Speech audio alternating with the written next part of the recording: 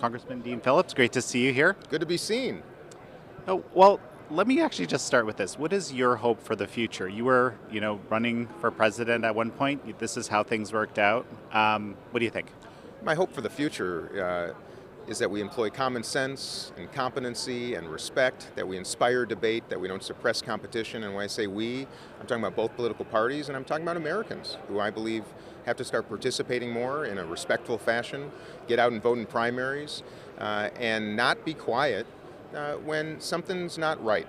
And when Americans see something with their own eyes, to not pull the wool over it, rather to expose it and to start working together, not dividing, and not let the angertainment industry, as I call it, have us believe that we are so divided that it's intractable. That's my real mission.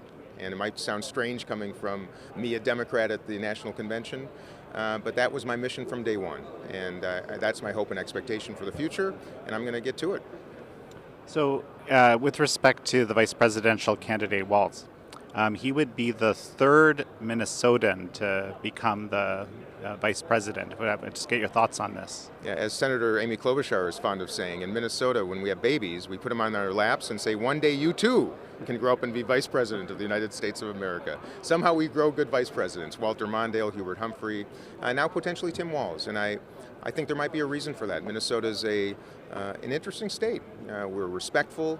Our political culture is not nearly as antagonistic as it is in other states.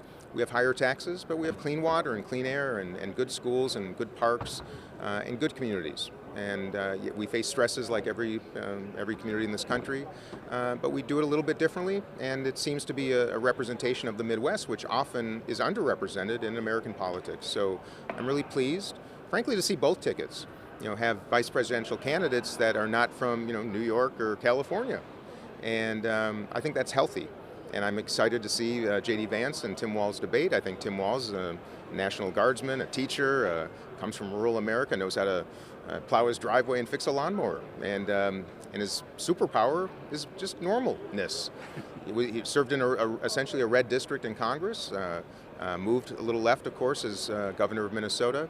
But I think in his heart, a man of common sense and decency, and will be quite refreshing should he become vice president.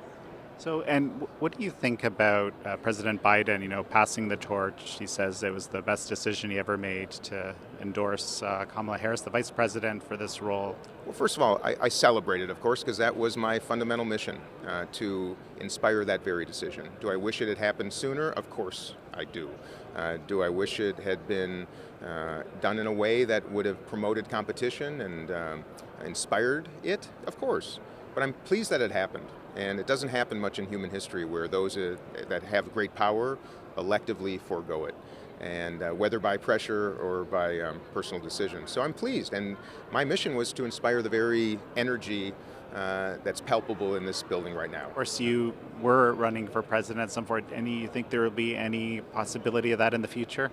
Well, I've learned as a politician, you never say never, and I also don't want to avoid the question. And the truth is, I want to serve our country, and I'd like to see Democratic and Republican administrations, presidents, choose people of different perspectives to comprise their cabinets and their agencies, because Americans need to know that their voices are represented. No matter who wins, I would be honored to be considered to serve in some capacity, but that's not what this was about. In fact, I'm leaving Congress because I believe in term limits. I served 3 terms. I think we need space in place for new members of Congress, both on the right and left. And but I also think Americans have to start being willing to participate, not just as voters, but as public servants, running for school boards and city councils, serving in administrations if asked.